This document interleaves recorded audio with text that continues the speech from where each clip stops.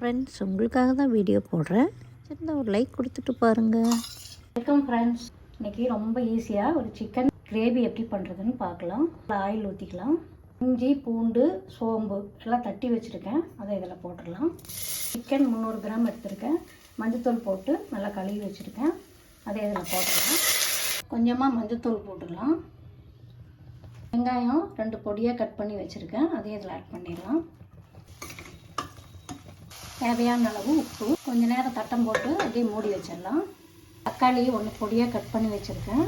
அதை அதில் போட்டுடலாம்.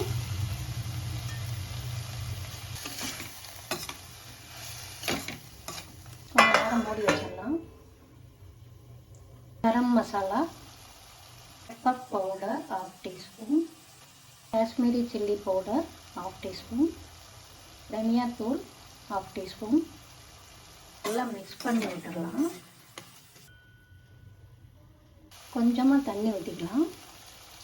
இப்போ எல்லாமே நல்லா வதங்கி ரெடி ஆகிட்டுருக்கு. தயிர் ஒரு 1/4 கப்பு மிக்ஸ் பண்ணி விட்டுட்டு மூடி வச்சிடலாம். கொஞ்சமாக கொத்தமல்லி தழை தூவிட்டு பிளேட்டிங் பார்க்கலாம்.